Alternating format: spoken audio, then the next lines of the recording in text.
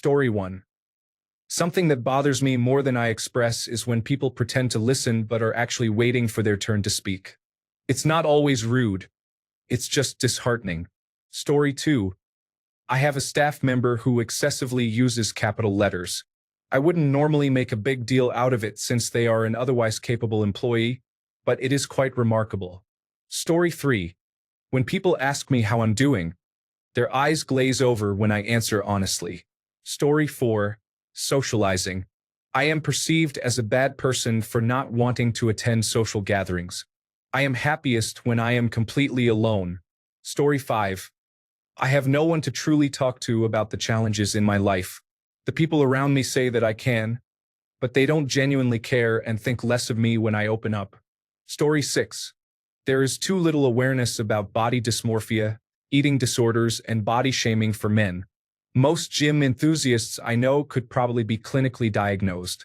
It is alarming to see how many people are using steroids now, including teenagers, jeopardizing their health because society's perception of muscularity is distorted by social media.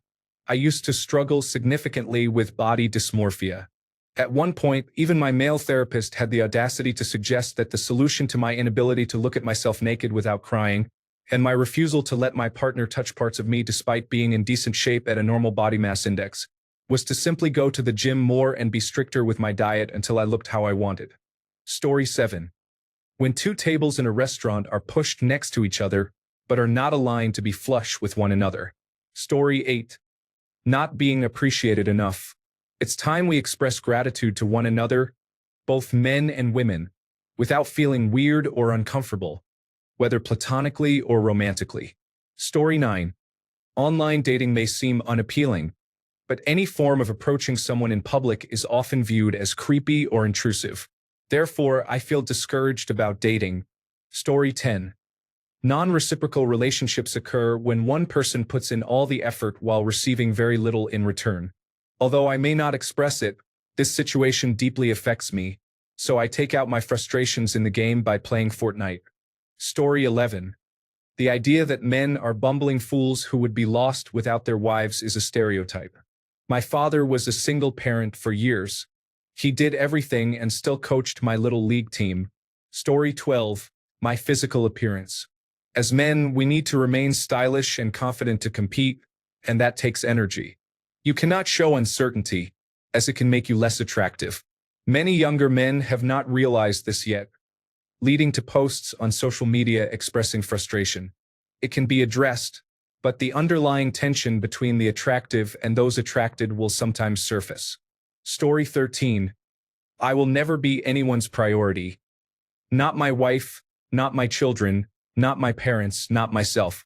Even for 10 minutes, I wish I could convince myself of my worth. But I could disappear tomorrow and no one would remember me in a week. Sometimes, I just want my life to leave a mournfully empty and haunted place in the hearts of those around me. Not vengeance, not anger, just the desire to be worth missing. Story 14. When wealthy individuals construct barriers, they endorse policies that penalize the less fortunate and subsequently blame them for allegedly not working as diligently as they do. Story 15. When I was younger, people appreciated having someone to support them through good times and bad in relationships. Healthy relationships lasted many years. Now that I'm in my 30s, dating feels much more fickle. People seem to give up much quicker. I understand that it's my fault for waiting so long, but I would never admit out loud that I wish I had been mature enough to settle down when I was younger. Story 16. Kids who bully other kids is a problem that occurs at the school where I teach, and it makes me very angry. As a rule, I am not supposed to speak Japanese to my students, but when I witness bullying, I take the kids aside for a moment and address them in their native language. I even do this in front of the other students. For example, there is a girl at my school whose father I met. He is a Nigerian man who works at a restaurant I often visit. I observed some girls pinching her skin and pulling her hair. I confronted them firmly, made them apologize, and then I contacted their parents. No one will be bullied on my watch. Story 17. People who want me only for sexual intimacy are not what I seek. While I appreciate that aspect, it needs to feel special, not like a daily routine. Sometimes I simply want to watch a movie and cuddle. Story 18. The lack of being told that you are doing a good job is evident. You soon learn you are doing well because someone isn't yelling at you, complaining, or generally criticizing you.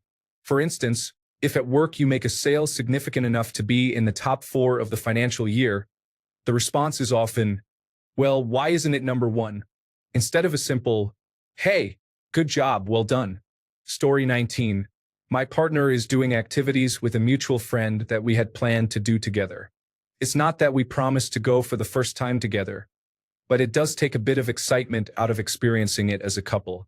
I never want to control or limit her experiences outside of our relationship, though. Story 20. How quickly the world is changing. Smartphones and the internet are significantly impacting human connection. Story 21. No job, no partner, no friends other than online. I love them, but everybody living in a different country means no face-to-face meetings. My only hobby that brings me joy is gaming. I try to work out, but I can't do it consistently enough to see results. Finding motivation is difficult when it only rewards me. I could die today, and most likely wouldn't be discovered for months, perhaps years. My online friends might notice in a week, but there's nothing they could do since I am just a username and a profile picture.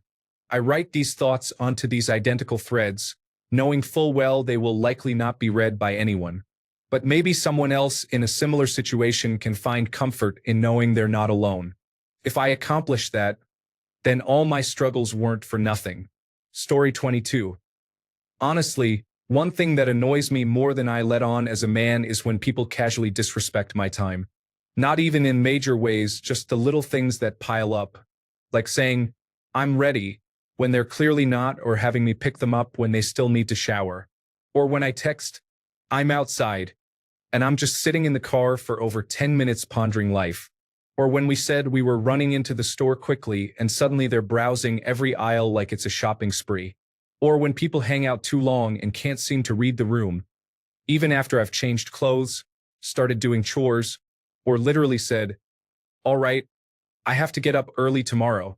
Or a slow driver impeding the flow of traffic, taking seconds off my life like a micro-grim reaper. It's not even that I'm mad. I just notice and I end up keeping it to myself more than I probably should. Story 23. The way people treat you when you don't agree with them can be uncomfortable. It's challenging to pretend not to care about a topic you have strong opinions on when you sense the other person is ready to criticize you for expressing a different viewpoint. In many situations, as a man, I find that my opinion is often viewed as invalid in certain circles, leading me to remain silent. Story 24.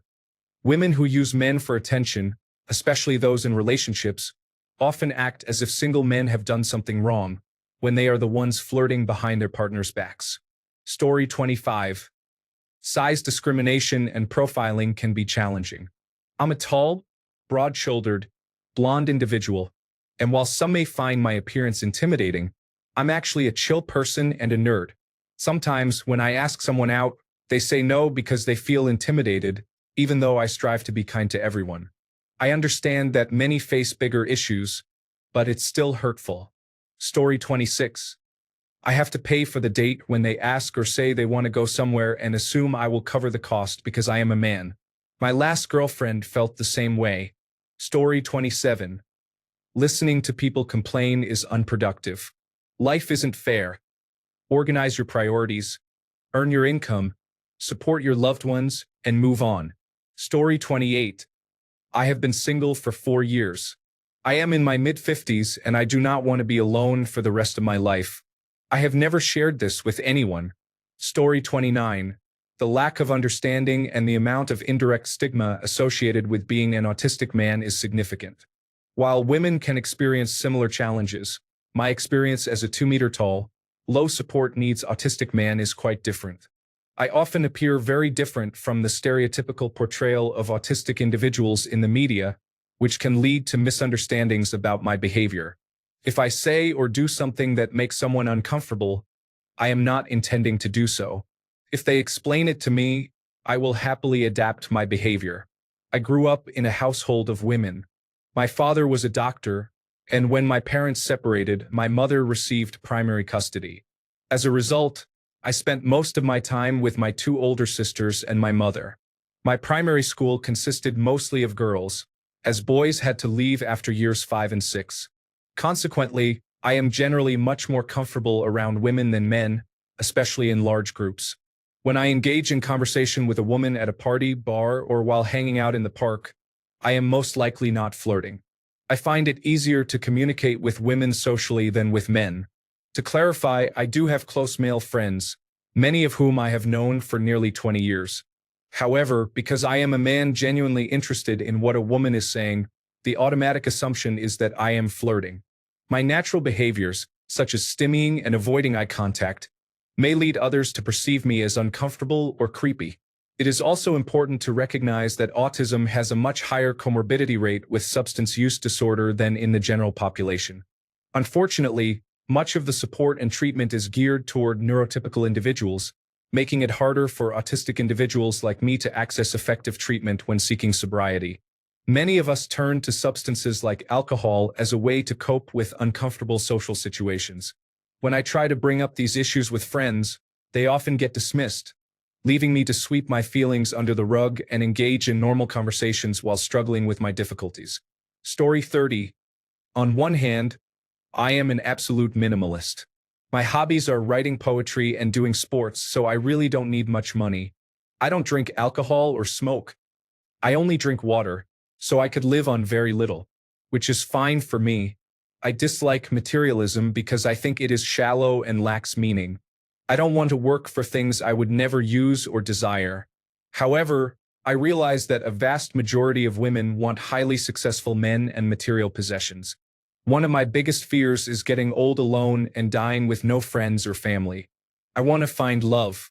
I feel I need to work excessively to earn money I would never know how to use, just to attract a partner who likely possesses the personality trait I dislike most in people. I struggle to see an alternative. I'm not blaming women. I believe they are somewhat biologically inclined to seek successful men for reproduction and survival. I think that's a primitive instinct that cannot be easily changed, much like men's attraction to certain physical features. Story 31. It's winter, so many of my friends experience seasonal affective disorder and don't respond to texts or want to go out. I feel like I don't have any friends during this season. Story 32. When I feel like I need to be a driven workaholic just to stay afloat at work, let alone get promoted. Story 33. Being expected to always be fine, no matter what, feels like you are not allowed to have off days or show any vulnerabilities without someone reacting awkwardly. Story 34. According to many people, you cannot have a platonic friendship with a woman. The expectation is that if you are close to a woman, you must pursue her romantically. If you joke around together, people will make comments like, "Get a room, you too." However, they do not say this if you are with your male friends. Story 35. We choose the bear. I understand. Many men can be terrible. However, I dislike that it has turned into a men versus women issue. Many men have their flaws. Many women do as well. Everyone should seek therapy, and those of us who have healed can move on with our lives. Story 36. Many men are not shy about expressing their feelings on this topic, but I tend to be less ostentatious. People often generalize about men. Whenever I hear phrases like "men are trash," I feel frustrated because those making such statements are typically the ones who seek to understand others. Yet in this case, they are completely unwilling to recognize the nuance. They fail to acknowledge that men can also be victims of their own toxicity. They speak as if men are born evil, ignoring the toxic culture within masculinity that can turn men into monsters. Acknowledging this is essential for addressing the issues within male culture. Story 37. Outdated perspectives on men persist. Many feminist arguments do not align with the reality I observe, such as the belief that men do not assist enough with childcare or household tasks, or that men are uncomfortable with women earning as much or more than they do. There are also claims that men are sexist and perceive women as property. While this may hold true in more conservative areas of the United States, generally speaking, my generation of men at age 41 has always contributed equally. I know no fathers who are concerned about their wives pursuing careers or who do not engage in domestic responsibilities. In fact, it is evident that many of us often do more than our partners. I have been my son's primary caregiver. It is not the 1970s anymore, yet discussions about gender roles and male behavior can make it seem like it is. This perspective may be generational, which is understandable if a 20-year-old is referencing 20-year-old men influenced by figures like Andrew Tate. However, men of my age were raised with the values of respecting women, and we deserve recognition for that. Story 38. Sloppy eaters drive me nuts. I take customers out to dinner frequently, and it bothers me when people talk with their mouths full of food. Story 39. I can't understand why there is always urine everywhere in public restrooms. No one is perfect. I miss sometimes too, especially in the middle of the night when I forget to turn on the light. But come on, sometimes it seems like some people are doing this on purpose. It's not just a little bit. It's a lot. Seriously? Story 40.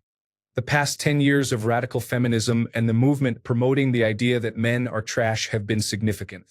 I didn't take it personally for the first 8 years, but I can't anymore, and the hostility is only getting worse day by day. Misandry has also become normalized, accepted, and celebrated everywhere you look. Story 41. Workplace gossip can be damaging. People often say hurtful things about me and others when I am within earshot. Medical students can be very gossipy. Story 42. I'm not a man, but I'm sure you can relate. I've noticed that people love to talk over me, and I usually feel unheard and overlooked. It makes me feel invisible. However, when I'm in a room full of people and they are actually listening, I feel uncomfortable because the attention is on me. Story 43. How I wake up in the morning and still feel like a little child with trauma rather than the almost 40-year-old man standing in the mirror. Story 44. My sense of mortality, not in a morbid or suicidal way, is that I may only have 10 to 20 years left to do what I want. At the same time, no matter what I do, none of it really matters. Story 45. Lack of authenticity, specifically feigning or exaggerating interest, masking, or making an effort just to please me is problematic. The issue with putting your best foot forward is that eventually your worst foot must follow. It is best to train them equally and maintain your balance. I would prefer someone at their honest worst rather than their disingenuous best. At least the former provides a true representation of what to expect. Story 46. No problem instead of you're welcome. I didn't realize there were potential issues at hand to begin with. I thought I was in a hospitable and welcoming place. Story 47. Honestly, for a while, I struggled with feeling like I was doing everything in my relationship. I worked overtime to pay the bills, attended school, and managed the household chores. We discussed our situation in small bits, and I feel that there is now a much more even split, which feels a lot better. Once I finish school, I will be happy to take on more of the general life responsibilities again. Story 48.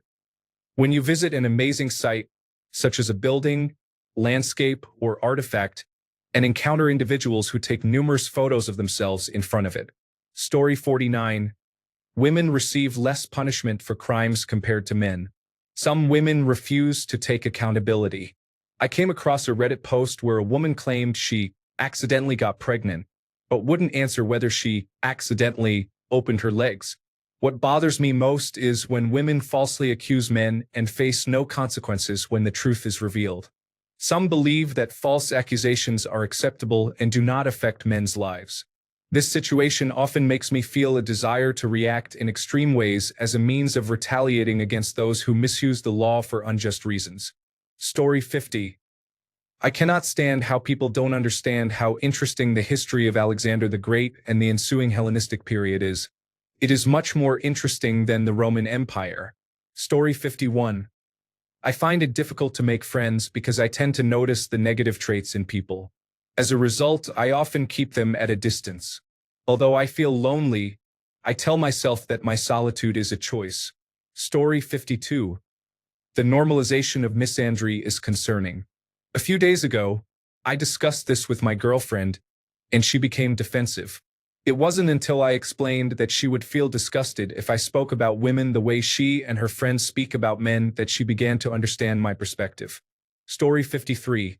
The fact that for me, help means doing something, while for many others it means talking, and if that doesn't work, giving up.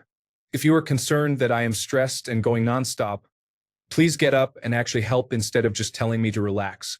It seems like others are unable to see the work that needs to be done. Story 54.